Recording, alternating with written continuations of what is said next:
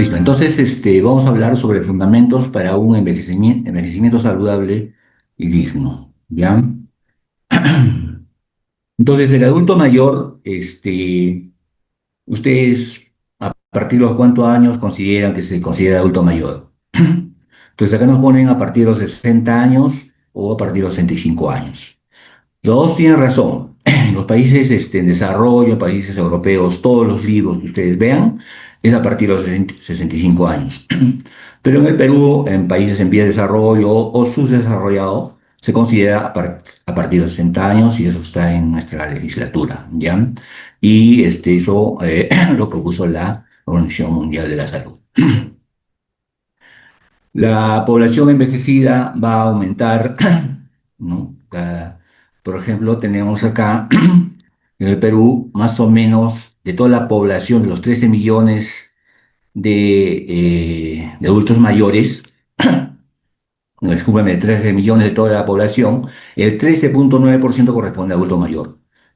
En números, 5.290.000. Imagínense la cantidad de adultos mayores que tenemos en el Perú, ¿no? Y a qué cantidad llegamos a ellos. La esperanza de vida en Perú, como en todo el mundo, va a ir aumentando. En 1950, la esperanza de vida de 44 años. En el 2005 subió a 71. Y en el 2020, el promedio de esperanza de vida de Perú es mayor, ¿no? 74,6, ¿ya? 74 años es un promedio, ¿no? Y 2050 va a aumentar, 79 años, ¿no? Entonces vemos que los abuelitos van a vivir mucho más tiempo. Y entonces tenemos los grupos de edad, de acuerdo a la pirámide. En 1950, los adultos mayores eran pocos, y la base eran niños o jóvenes la población era mayor. En el 2000 ya va aumentando ya los adultos jóvenes, ¿no? Pero todavía los adultos mayores disminuyen. En el 2025 ya los adultos mayores han aumentado, ¿no? Vemos cómo la figura que era antes un cono ya se va volviendo un tonel, ¿no? Y para el 2050 ya es prácticamente un tonel, ¿no? Va a ser la misma cantidad de adultos mayores que de jóvenes, ¿no? Y posiblemente en otros países aumente más los adultos mayores que en jóvenes, ¿no? Entonces va a ser países en que va a haber mayor número de adultos mayores. ¿Mm? La esperanza de vida lo vemos en todo el mundo en este mapa, ¿ya? Vemos que en países desarrollados es incluso más, ¿no? Canadá 83 años, Europa 81 años, y coincide en el Perú, ¿no? Para el 2020, 74 años, ya, la esperanza de vida, pues debe estar subiendo hoy un poco más, ¿no? Pero no tenemos esta imagen para poder comparar. Y entonces, este aumento de la población en todo el mundo, y especialmente en Estados Unidos, es un gasto de dinero, es un gasto de dinero. Y Estados Unidos se preocupó, ¿no? Acá está la Christine Lagarde, que es la directora del Fondo Monetario Internacional. Miren, ya hace años. Los ancianos viven demasiado y eso es un riesgo para la estaba preocupada por la economía porque la cantidad de adultos mayores aumentaba y eso generaba un gasto, ¿no? El envejecimiento de la población y la productividad son los principales retos a los que se enfrenta la región de Asia-Pacífico, ¿no? En esa exposición del Internacional de Asia-Pacífico también estaba la crisis del Fondo Monetario y ya estaban preocupados. Miren acá esta revista editorial Time, ¿no? En el 2013, también ven cómo los gastos van aumentando, ¿no? Desde 1944 a 2012, cómo ha aumentado. Entonces el país enfrenta una cuestión de cómo costear esa población que tiene muchas comorbilidades y es un gasto, ¿no? Es un gasto. Y entonces Obama, produce la ley de cuidados de salud asequibles, Obamacare. Entonces incrementa la cobertura de Medicare basados en incremento de los impuestos, propuso eso. Medicare es como de salud acá en el Perú, ¿no? Que costea, es un seguro universal que tienen ellos, ¿no? Y también vemos que en otra revista de economía, que es el famoso, el Never, un incremento del 10% en la proporción de la población de más de 60 años se asocia con un decrecimiento del 5,5% en la tasa de crecimiento de la población Bruto Interno, ¿no? Entonces, per cápita. Entonces vemos cómo la preocupación en esos años ya se veía, ¿no? Acá tenemos nuevamente el Fondo Monetario, hacia dónde va el crecimiento económico, el costo de envejecer es alto, ¿no?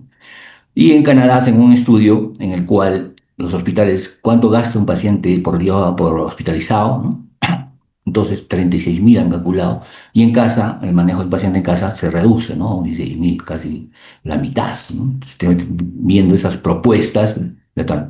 Entonces, si acá la directora del Fondo Monetario se estima que en un futuro los programas de pensiones y salud serán insostenibles por la cantidad de adulto mayor. Y eso no, eso miren que eso sucede en Estados Unidos y eso va a suceder en todos los países y no está ajeno el Perú. Y entonces hay grupo de republicanos, el grupo de demócratas. El grupo de republicanos dice que hay que recordar los gastos, ¿no?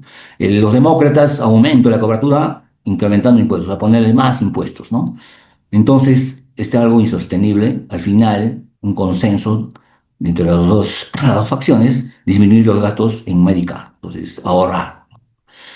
Y entonces, la conferencia de la Casa Blanca en el 2025, miren, crear estrategias para disminuir el impacto del envejecimiento en los sistemas de salud.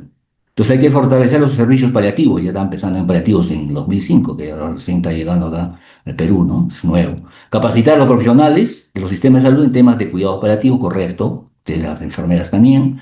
Y acá viene el término, promover el envejecimiento saludable. Entonces vamos a hablar sobre el envejecimiento saludable, ya se estaba hablando en el 2005, y por eso, por la preocupación, ¿no? De los costos financieros que produce pues, un adulto mayor, ¿no? Es un gasto. Y entonces la Organización Panamericana de Salud define el envejecimiento saludable como un proceso continuo de optimización, ¿no? De oportunidades para mantener y mejorar la salud física y mental, la independencia y la calidad de vida a lo largo de la vida, ¿no? ¿Correcto? Eso dice la OPS y se basa en líneas de acción, impulsar las políticas, ¿no? Todo el sistema político, ya tenemos leyes, adulto mayor, crear entornos amigables, lugares donde estén los adultos mayores, armonizar los sistemas de salud, ¿no? El adulto mayor no lo reciben, ¿no?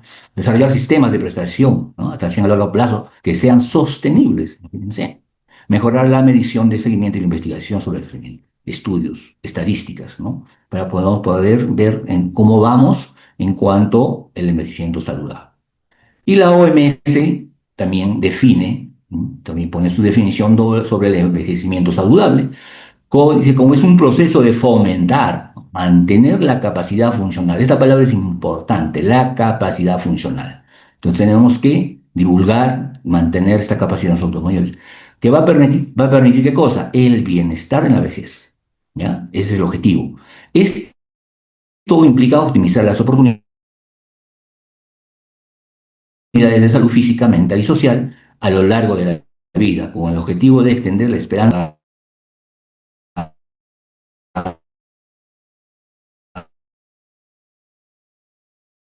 la esperanza de vida va a ser mayor en la vejez. Esto propone esa definición de la se centra, el envejecimiento se centra en estos parámetros. Mantener, uno, la capacidad funcional, ¿no?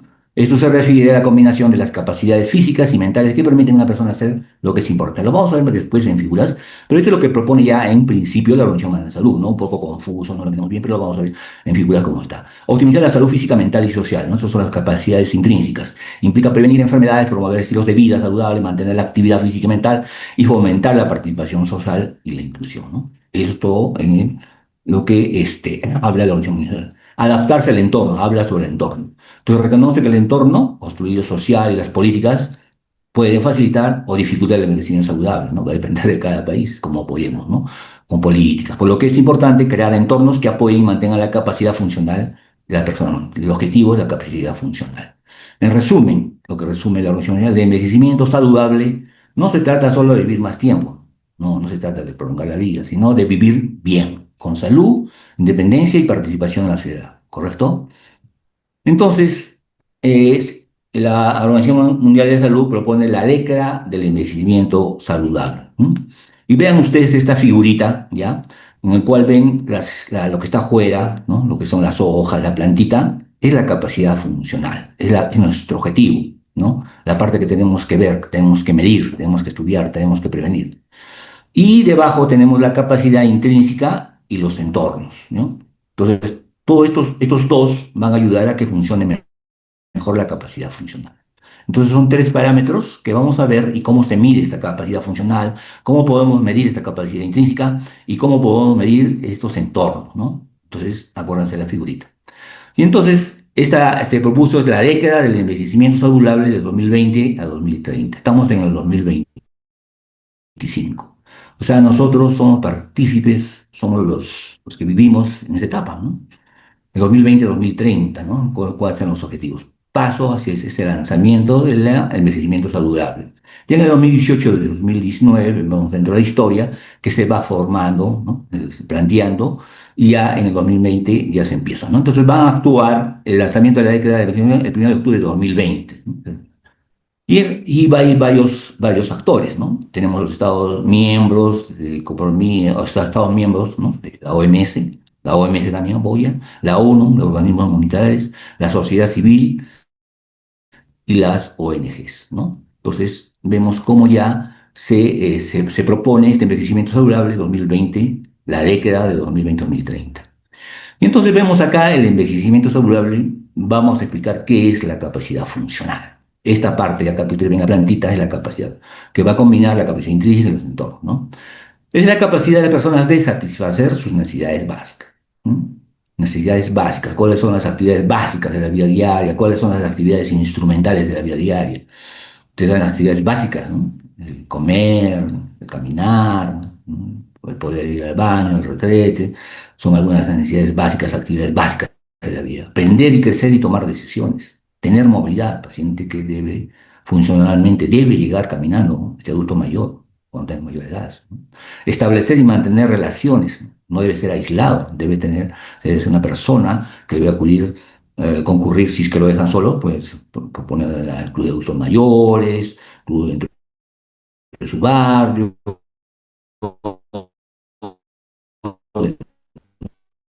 ¿no? Porque el hecho de que el mantener estas relaciones, que es importantísimo, contribuir a la sociedad, darle algo para que haga algo, ¿no? Entonces este paciente tiene que contribuir, tiene que ser útil, ¿no? Y va a haber muchas formas de poder hacerlo, ¿no? Entonces, esa es la capacidad funcional, ¿no? Lo vamos a ver acá. La capacidad funcional, entonces satisfacer las necesidades básicas, la capacidad de movimiento, la movilidad, establecer, mantener relaciones sociales, no estén aislados, aprender, crecer, tomar decisiones, contribuir a la sociedad. Entonces tenemos que verlo acá. Todo esto, ¿a dónde nos va a llevar? Al bienestar del adulto mayor. Entonces, este es uno de los primeros parámetros, que es la capacidad funcional. ¿Y la capacidad funcional quién le ayuda? La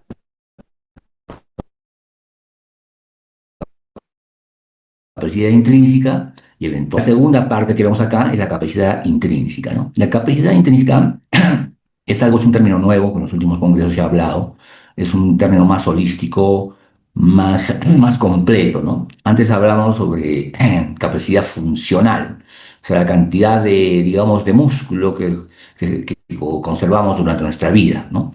Es nuestra capacidad funcional, la capacidad muscular. Pero ahora se habla sobre capacidad intrínseca, no solamente la capacidad funcional, o sea, la capacidad muscular, sino hay otras capacidades, hay que las capacidades cognitivas, ¿no? Tenemos que aumentar nuestra capacidad para que cuando seamos adultos mayores lleguemos con una buena reserva cognitiva, ¿no? una, una reserva locomotora, movimiento físico, tenemos que evitar la sarcopenia, ¿no? Llegar con buena cantidad muscular al adulto mayor. El adulto mayor no puede estar sentado, no puede estar echado, tiene que estar en movimiento constantemente, ¿no? Y con eso también el aporte de proteínas, ¿no? El aporte de la vitalidad, energía y equilibrio, ¿no? Los requerimientos de nutrición a adultos mayores es diferente a un adulto joven, ¿no? El adulto joven generalmente su requerimiento de proteína es 0,8 gramos por kilogramo por día. El adulto mayor sano que no tenga ninguna enfermedad es de 1,2 gramos por kilogramo, ¿no? Y su paciente que está hospitalizado sube a 1,5 y si tiene mayor comorbilidad hasta 2 gramos. Entonces eso tenemos que promover, ¿no? Tenemos que ver. Sensorial, pacientes que van a tener deficiencia visual, la audición, un paciente que no escucha, se aísla y empieza a acelerarse el deterioro cognitivo, la visión también. Un paciente que tiene que ver, no tiene que caer, tiene que comer. Un paciente que no ve se va a sentar, se va a postrar, ¿no? Entonces, todos estos parámetros miden la capacidad intrínseca, la capacidad, voy a mejor, dos dominios de la capacidad, lo vamos a ver más adelante con algunos test, ¿ya? Bueno, acá tenemos a la OMS también define como, vamos a ver, la definición de capacidad intrínseca como la combinación de todas las capacidades físicas y mentales con las que cuenta una persona, incluidas las psicológicas. Correcto, aumenta la psicológica también. La capacidad funcional es la combinación e interacción de la capacidad intrínseca con el entorno donde habita. Entonces, el entorno más la capacidad intrínseca se reúne para poder habilitar la capacidad funcional, ¿no? Entonces, los dominios de la capacidad son estos que hemos visto, son los seis, cambian a lo largo de la vida, son diferentes en el interior de un país, diferente en cada país, ¿ya? ¿Se puede medir la capacidad? Sí, se puede medir la capacidad funcional también, pero todo eso tenemos que ir registrando, ¿ya? Y acá tenemos el entorno, lo que me falta esta figurita, estamos viendo la capacidad funcional que hemos visto la capacidad intrínseca, ¿ya? Con sus seis parámetros, y el entorno. ¿El entorno qué va a haber? ¿No? Es lo que está, pues, como su nombre lo dice, está afuera, ¿no? Incluyen el hogar, la comunidad y la sociedad, ¿no? Entonces tenemos que ver cómo está organizada la sociedad, ¿no? Ya vemos en las municipalidades, están formados los clubes de adultos mayores, si hay financiamiento o no hay financiamiento, dentro de los hospitales, ¿no? ¿Qué productos podemos ofrecer, ¿no? El CIS, cómo podemos llegar al CIS, los equipamientos, ¿no? Cómo podemos medir esa nutrición, esa sarcopenia, ¿no? Tenemos que estar a la par con las tecnologías, hay el BioFile, ¿no? Hay varios aplicativos en el cual podamos aplicar acá en el Perú, ¿no? Las casas, si natural o construido, al apoyo emocional, ¿no? A veces hay adultos mayores, solteros, ahora abandonados, ¿no? Tienes son pacientes con depresión, ¿no? Pacientes que ya no quieren vivir solamente por la depresión, ¿no? Entonces tenemos que formar estrategias para poder apoyarlo, ¿no? Las actitudes también, las actitudes, ¿no? Pacientes con deterioro cognitivo, los servicios, los sistemas y las políticas, ¿no? Entonces, todo esto nos está hablando sobre el entorno. Entonces, en la medicina saludable tenemos tres parámetros. Uno, la capacidad funcional, la capacidad intrínseca y el entorno. ¿Listo? Y ahora, ¿cómo podemos medir eso? Entonces, hay varios parámetros, ¿no? Por ejemplo, la funcionalidad, hay varios seguramente, la juicio diría, van a hablar sobre la evaluación genética integral, vamos a ver el funcionamiento, tenemos desde el índice de CAS, el índice de Bartel, el índice de Lawton, ¿no? El CPPB, que usamos mucho, el GoPanGo. Entonces son algunos de los parámetros o herramientas que podemos medir el funcionamiento. La parte cognitiva, entonces ponemos la fluencia verbal, el mini cog, el mini mental, ¿no? Que mide el estado mental, el MOCA, que es también muy usado, que todavía no está en el Perú, pero es muy buena herramienta para poder medir, ¿no? Parámetros o herramientas que ponen la parte cognitiva, ¿no? Vamos a medir la parte de la capacidad intrínseca, la parte auditiva, ¿no? La evaluación auditiva, prueba de susurro, evaluación, todo esto está, no vamos a desarrollar eso porque es ya parte de otro tema para poder, ¿no? La vitalidad, bueno, tiene relación mucho con la nutrición, el MNA, ¿no? Que usamos mucho, ¿no? En su forma corta, el mini evaluación nutricional formato corto, el MUS, ¿no? También instrumento universal para detectar de malnutrición, el SARF, ¿no? Que vamos a medir, ese es un cribado para ver si este paciente hay probabilidad de sarcopenia o no. También, todo eso vamos a medir con estos test, la vitalidad, la parte visual, ¿no? La versión aguda visual, SNEL, versión visual del cartílago. Y entonces tenemos estas herramientas, la parte auditiva, ¿no? Auditiva como aplicación de Harbó, prueba de susurro, valoración de audición, todo esto y la parte afectiva. Entonces acá les dejo por lo menos los nombres de las herramientas que tenemos. Pero todas estas herramientas se tienen que compilar y se tienen que informar, ¿no? Y si tenemos que llegar, por lo menos para que para ver cómo vamos con este envejecimiento saludable. Son la única forma en que nosotros vamos a ver. Y el entorno, vemos la evolución de barreras, el entorno físico mundial, son barreras arquitectónicas, la escala genética de maltrato, ¿no? Hay recursos de autos mayores, ¿ya? Varios, como acá les dejo varias escalas, en la escala de Gijón, que nosotros lo usamos en nuestro servicio de geriatría, usamos, pues vemos la parte social, en el entorno, ¿no? Y nos vamos con muchas sorpresas, son pacientes generalmente abandonados, aislados, solteros, Entonces, y a veces esto nos da un parámetro también para nosotros poder hacer la visita domiciliaria, ¿no? Pacientes que tienen muchos problemas, con problemas sociales, o pacientes abandonados, o pacientes que no tienen pues los medios económicos. Entonces, ¿con qué medimos eso? Acá te dejo, ¿no? En la escala de Gijón lo usamos todos los días nosotros en nuestro servicio. ¿Mm? Y entonces, vamos a ver ahora la reforma del envejecimiento con dignidad. Entonces, hablamos ahora del envejecimiento saludable y también hablamos sobre la dignidad. Entonces, ya la versión 65, antes de la pandemia, ya se creó, y en la pandemia ayudó a muchas familias, ¿no? Entonces, esto permitirá que los adultos mayores sean protagonistas de su autonomía, ¿no? Sintiéndose valorados por nuestra sociedad y ejerciendo plenamente sus derechos, ¿no? Entonces, vemos ya que la autonomía es un valor importante de los valores éticos, ¿ya? Y la autonomía está como primer elemento en nuestra Constitución, ¿ya? Entonces, la autonomía tenemos que respetar su autonomía, ¿no? Si, firmar si ellos cómo quieren al final de su vida tomar medidas, firmar legalmente, si ellos quieren usar cuidados paliativos, no quieren usar cuidados paliativos, quieren que lo lleven al hospital, no quieren que lo lleven al hospital. Entonces, cuando nosotros hacemos estos documentos, ¿ya? Cuando estén en uso de razón, eso se llama autonomía, respetar la autonomía. Entonces ellos se van a sentir valorados por la sociedad.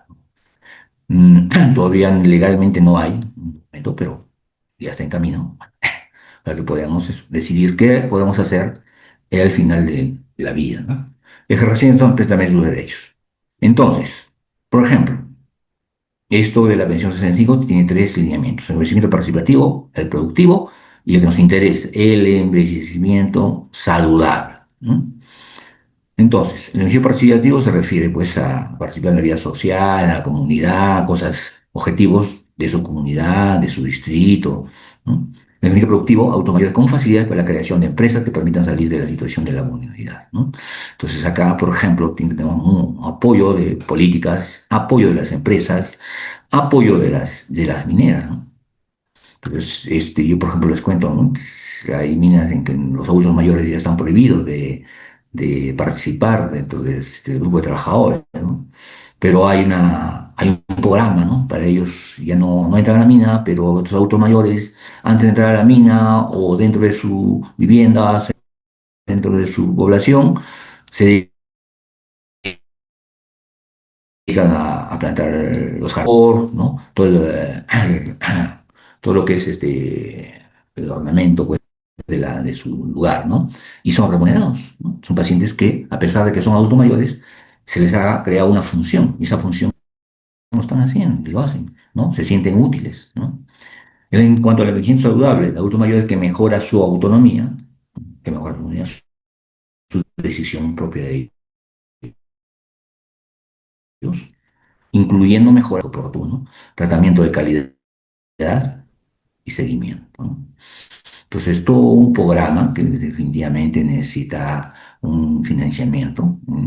Tenemos ya, por lo menos, creado el Sistema Integral de Salud, que antes de la pandemia solamente se clasificaba a adultos mayores vulnerables o en estado de mucha pobreza.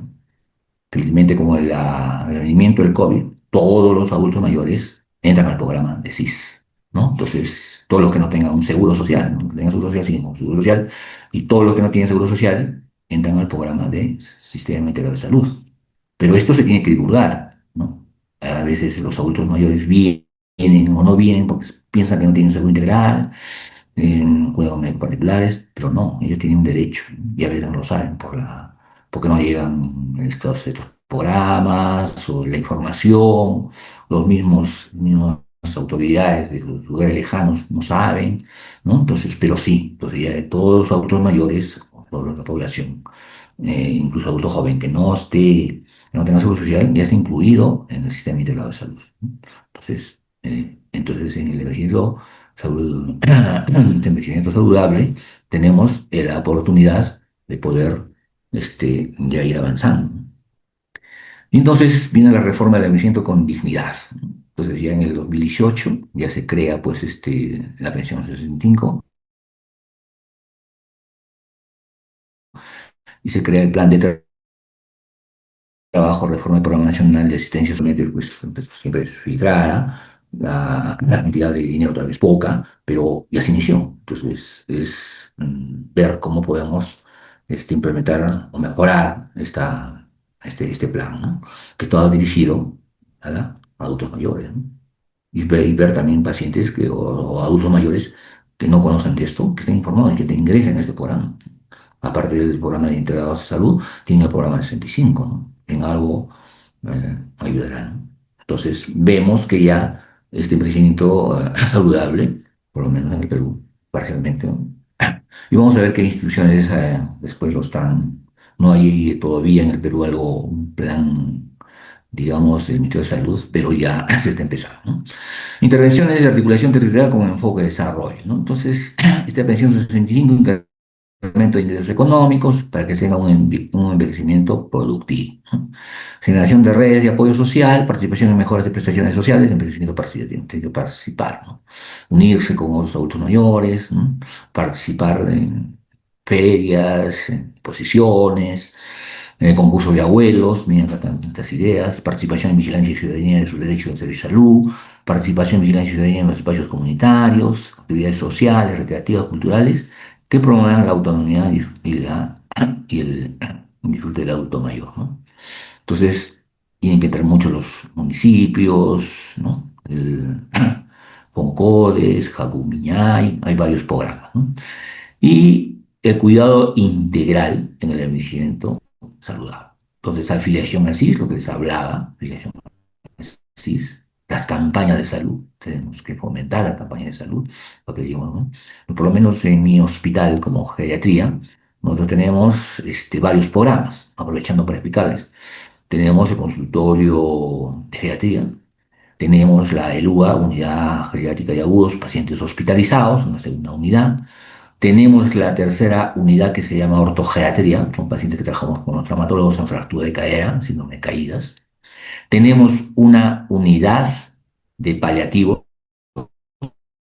de todo el hospital, porque nosotros dentro de nuestra formación atendemos pacientes de 60 años hasta el último día de su vida y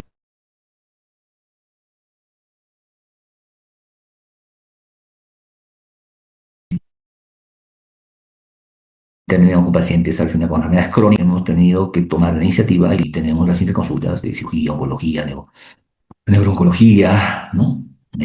Quemados también, pediatría. Entonces vemos vemos que este paciente tenga un envejecimiento, un final feliz, saludable, que no sufra, calidad de vida, que fallezca con dignidad, ¿no? Entonces, y tenemos la visita domiciliaria. Justo hacemos el entorno. Hemos visto que entre esos tres parámetros, el entorno lo hacemos con el Gijón y interrumpan el tratamiento. Los seguimos, son pacientes postrados, vamos a sus domicilios y le hacemos el seguimiento. Y hasta el último, los acompañamos hasta el último día de su vida. Pacientes oncológicos, final de vida, enfermedades crónicas, abuelitos muy postrados, escaras, avanzadas, ¿ya? Entonces, ese autocuidado de estilos de vida saludables y mejor entornos saludables es importantísimo, ¿no? En esos parámetros de los entornos, el autocuidado, ¿no? La, la funcionalidad, la capacidad intrínseca que se aplica. Articulación para diagnóstico y tratamiento de problemas visuales y odontológicos. Son pacientes que los captamos. Lo último que tenemos, que tenemos solamente en Arequipa y no en el Perú, tenemos el consultorio itinerante. En el consultorio itinerante nosotros virtualmente transportamos nuestro consultorio a los centros de salud o a las postas médicas. Y ahí van nuestros abuelitos. Y en ahí nosotros hacemos ya directamente las interconsultas para oftalmología, odontología y otorrino. La mayoría de adultos mayores ya tienen falencias en esto, ¿no? Y aparte la parte geriátrica, que va a ser la evaluación geriátrica integral, ¿no? Con los demás test que hemos visto y con los que seguramente va a poner la licenciada posteriormente, ¿no? La vacunación es importante, ¿no? Es importantísimo. Entonces, los licenciados en enfermería manejan muy bien la vacunación. Lo que falta es de repente la difusión, de repente acompañarnos en estas visitas domiciliarias, pensar poder hacer el programa. Listo, la salud mental, la anemia, entonces identificación, dirección, seguimientos, ¿sí? Todos vemos en el envejecimiento saludable, ¿no? Entonces, como vemos, en la justicia, en los poderes judiciales, también ya se está implementando, por ejemplo, en otros lugares, en Belén, en Piura, me parece que ya hacen sus charlas del Ministerio de Justicia y les explican las 100 reglas de Brasilia, ¿no? Que esas 100 reglas tienen que saber, los autoridades tienen que capacitarse. Yo les pregunto, ¿ustedes saben? No lo sabemos, ¿no? Entonces recogen recomendaciones de los órganos, se refieren a la promoción política, también al trabajo cotidiano, ¿correcto? La visita domiciliaria de Belén, donde se dio a conocer a los adultos mayores sobre su derecho alimentario y el deber de padre e hijo, es recíproca. A veces el hijo le puede dar alimentación al papá, por ley, ¿no? Entonces, así que los hijos son responsables de atender a los padres en su etapa de adulto mayor, con el compromiso de procurar que sus padres y adultos mayores se pertenezcan a la ley, sino que la desconocemos. Entonces, tienen que hablar sobre la información sobre los derechos alimentarios en el adulto mayor, ¿no? Acá algunos ejemplos, ¿no? De seguro de las AFPs. Entonces se gasta el adulto mayor oficial el programa de justicia de tu comunidad. No todos los poderes busquen esto, la justicia de tu comunidad. Hay una oficina sobre esto, ¿ya? Que van a ayudar, ¿no? Entonces, un adulto mayor manifiesta que tiene un puesto en el mercado Santo Dominguito, que lo quiere quitar, le quieren quitar porque no tiene el título de propiedad. Pero lo que ella lleva años vendiendo en ese lugar, por lo cual la adulta mayor manifiesta que desconoce qué acciones legales podría realizar para evitar que se lo quite. ¿Qué hace el Poder Judicial? Para este caso se le inventó a la adulta mayor que tenga que legalizar los documentos que certifiquen la posesión del espacio, ¿no? Entonces ya tienen un campo. Y acá están las leyes, en estas exposiciones judiciales, por el gobierno central, por el Poder Judicial, ¿no? Donde están las leyes y pueden, ustedes tienen que tener conocimiento sobre esto, sobre la regla vacía, dónde pueden conseguirlo, y ahí están las leyes, ¿ya? Y en el Perú tenemos ya las personas en la región andina, se ha visto un organismo andino de salud, Convenio Hipólito Unanue, en el cual se está proponiendo pues este plan del 2020-2030, ¿no? Vemos que ya en Lima empezó, mi exposición del 2024, acá tenemos varios coordinadores, varios geriatras, varias enfermeras, las enfermedades más comunes que están registrándose, ¿no? La OPS, ya esta organización, el organismo también en el Perú, ya por lo menos en el Perú ya tenemos datos, ¿no? Si hay una ley específica, sí, si hay documentos de política, sí hay, Plan Nacional de Personas Mayores, sí la tenemos, ley sobre cuidados paliativos ya la tenemos, ley sobre personas de Alzheimer también, normativa. Entonces, pero comparando con Bolivia, Chile, vemos que algunos todavía no lo tienen, ¿no? Entonces, por eso que esta organización de la región andina 2022 ya está trabajando sobre eso. En resumen, al menos 142 millones de personas mayores en el mundo no pueden satisfacer sus necesidades básicas, ¿no? Optimizar la capacidad funcional. Ya hemos hablado sobre la capacidad funcional, ¿no? Que es la clave para un organismo saludable, ¿correcto? ¿Cómo se puede medir? Los gobiernos y otras partes interesadas deben invertir en datos para monitorizar el envejecimiento saludable a lo largo. Entonces tenemos que invertir, tenemos que tratar de impulsar esto para que todos vamos a llegar a ser adultos mayores en algún momento. Hay que acelerar las acciones con el fin de lograr un impacto medible en las personas mayores, para ayudar va a caer en nosotros, en los médicos, en las enfermeras. Ustedes, por ejemplo, ya tienen sus escalas de UPP, de úlcera de presión. Eso se tiene que llegar, se tiene que informar, se tiene que poner en estadísticas, ¿no? La evaluación genética integral, la funcionalidad, la parte cognitiva. ¿Para qué? Para que nosotros podemos, con este plan, podemos implantar y modificar y apoyar el crecimiento saludable, ¿ya? Bueno, muchas gracias.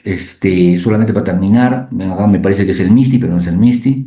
Envejecer es como escalar una gran montaña. Mientras se sube, las fuerzas disminuyen.